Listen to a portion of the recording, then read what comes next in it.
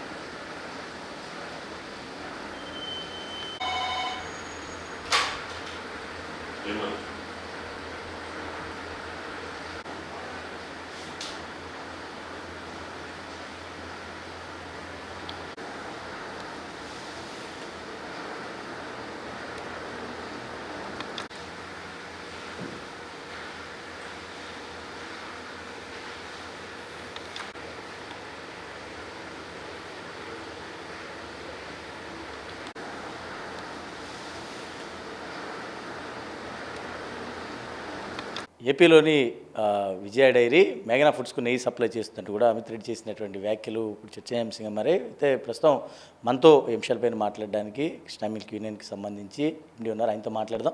Sir ఏం చెప్తారంటే ఏపీలోని విజయ డైరీ మేఘనా ఫుడ్స్కు నెయ్యి సప్లై చేస్తుంది, ఇది పూర్తిగా కూడా కల్తీ జరుగుతుందని కూడా ఆయన చేసినటువంటి వ్యాఖ్యలు ఇప్పుడు చర్చనీయాంశంగా మరి ఏం చెప్తారు?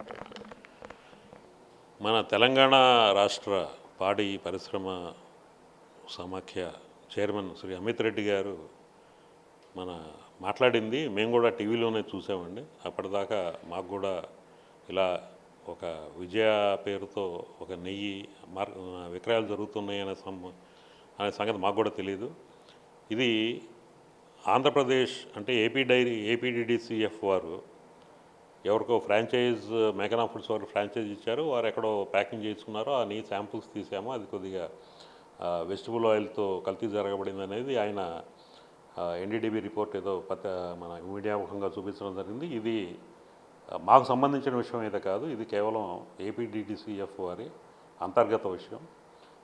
దీనికై పూర్తి వివరణ వారు మాత్రం ఇవ్వగలరు. దీనికి కృష్ణా మిల్క్ యూనియన్ అంటే 1965 నుంచి 60 ఏళ్ళుగా పాడి రైతులు సేవలు చేస్తూ వినోదాలకు నాణ్యమైన ఉత్పత్తులు అందిస్తూ ఉన్న కృష్ణా మిల్క్ యూనియన్కి ఈ వ్యవహారానికి ఎటువంటి సంబంధం లేదండి. అంటే విజయ డైరీ అనగానే మన కృష్ణా మిల్క్ యూనియన్ని మీరు అపోహపడుతున్నారు. దీనికిను మన ప్రస్తుతం గౌరవనీయులు అమిత్ రెడ్డి గారు ఉటంకించిన దానికి మాకు ఎటువంటి సంబంధం లేదు. దీని వివరణ అయితే ఏపీడీడీసీ వారు ఇవ్వగలరని నేను భావిస్తున్నాను. సాధారణంగా వ్యత్యాసాన్ని మనం ఎట్లా గుర్తిస్తారు? మనం ప్యాకెట్స్ కొని చూపించారు, అప్పుడు కానీ ఇలాంటిది ఒకటి సర్క్యులేట్ అవుతుందని కానీ ఎవరికి తెలియలేదు. ఎట్లా వ్యత్యాసం ఎట్లా గమనించారు? అంటే విజయ అనేది మన ఉమ్మడి రాష్ట్రాలు మనం రాష్ట్రం కలిసి ఉన్నప్పుడు ఏపీడీడీసీఎఫ్ వారు రిజిస్టర్ చేయించుకున్న ట్రేడ్ మార్కు. ఇది ఉమ్మడి ఆస్తి. రాష్ట్ర విభజన తర్వాత ఏపీడీడీసీఎఫ్ మన అమరావతిలో ఆఫీస్ పెట్టుకోవడం, అలాగే తెలంగాణ వాళ్ళు విజయ తెలంగాణ అనే బ్రాండ్ పెట్టుకోవడం జరిగింది. కాకపోతే ఈ విజయ అనేది మళ్ళీ ఒక ఇంటలెక్చువల్ ప్రాపర్టీ, ఒక ఐకానిక్ బ్రాండు. దాని వారు అంటే ఏపీడీసీ వారు ఎవరికి ఫ్రాంచైజ్ ఇచ్చారని చెప్పారు. అదే ఇందాక చెప్పినట్లు దీనిపై వివరణ వారే ఇవ్వగలరు.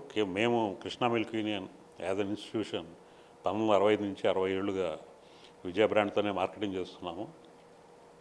కాకపోతే మేము అంటే బ్రాండ్ కూడా మా ప్యాకెట్లపై కృష్ణా మిల్క్ యూనియన్ 150,000 పాడి రైతు కుటుంబాల సంస్థ అని బాగా ప్రామినెంట్గా డిస్ప్లే చేయడం జరుగుతుంది. ప్యాకేజింగ్ మెటీరియల్ కానీ ప్యాకేజింగ్లో కూడా రంగులు కానీ అన్నీ కూడా డిఫరెంట్. కానీ ఈ వ్యవహారానికి మాకు ఎటువంటి సంబంధం లేదని ఈ సందర్భంగా మీకు చెప్తాను. అంటే సార్ సాధారణంగా విజయ బ్రాండ్ అనగానే మీరు చెప్పి చాలా ఐకానిక్ బ్రాండ్, ఈ బ్రాండ్ని దెబ్బతీసేటువంటి విధంగా ఏదైతే ఇట్లాంటివి ఆరోపణలు కానీ ఇట్లాంటివి ఏదైనా వస్తే మాత్రం బ్రాండ్ కూడా కొంచెం దెబ్బతినే అవకాశం ఉంది అంటే ఏం చెప్తారు సార్ ప్రధానంగా? ఇది నిజమైతే మాత్రం బ్రాండ్కి వాల్యూకి చాలా హానికరం. ఒకవేళ వాటిపైన సమగ్ర విచారణ అయితే జరగాలి. బ్రాండ్ని డైల్యూట్ చేసే విధంగా అంటే ముఖ్యంగా కల్తీ, అడల్టరేషను, ఎందుకంటే ఇది దైనందిన జీవితంలో భాగం. పాలు, పెరుగు, మిగతా నెయ్యి ఏదైనా కానీ వీటిని కల్తీ చేయటం అనేది, ఎందుకంటే ఇది వృద్ధులు, చిన్నపిల్లలు అలాగే అందరికీ చాలా అవసరమైన 100% కంప్లీట్ ఫుడ్. దీంట్లో కల్తీ జరగడం అనేది ఉపేక్షించకూడదు. దీనిపై సమగ్ర విచారణ జరగాలని నేనైతే వ్యక్తిగతంగా భావిస్తున్నాను. అంటే మీ వరకు సార్ ఇది ఎప్పుడు ఫ్రాంచైజీ ఇవ్వటం జరిగింది, దీనికి సంబంధించినటువంటి వివరాలు ఏమన్నా గతంలో మీ దృష్టిలో ఏమన్నా అంటే మీరు కూడా దానికి సంబంధించిన విజయ బ్రాండ్లో ఉన్నారు కాబట్టి? లేదండి, దీనికి ఏంటంటే ఇట్లా ఫ్రాంచైజీ ఇచ్చారని కానీ ఇలా జరుగుతుందని కానీ మన చైర్మన్ అమిత్ రెడ్డి గారు మాట్లాడినప్పుడే మాకు కూడా తెలిసింది. అప్పటి వరకు మాకైతే ఏ వివరాలు లేదు. ఇది మాకు కూడా ఒక న్యూసే ఇది. అంటే అప్పటిదాకా మాకైతే ఇట్లా విజయ బ్రాండ్తో ఏదో ఫ్రాంచైజీ ఇచ్చారనో లేకపోతే వేరే వాళ్ళు ప్యాక్ చేస్తున్నారనో మా దృష్టికి అయితే రాలేదండి. అయితే మొత్తానికి ఏదైతే ఇటు పాలు, పెరుగు అనేది నిత్యావసరాల్లో చాలా కీలకమైనటువంటి భాగం కాబట్టి ఖచ్చితంగా అట్లాంటిది ఏదైనా కల్తీ అనేది జరిగితే మాత్రం తగినటువంటి చర్యలు కూడా తీసుకోవాలంటూ కూడా కృష్ణ మిల్క్ యూనియన్ ఎండీ చెప్తున్న పరిస్థితి. కెమెరా పర్సన్ రామకృష్ణతో రాజ్ కుమార్, ప్రైమ్9 న్యూస్, విజయవాడ నుంచి.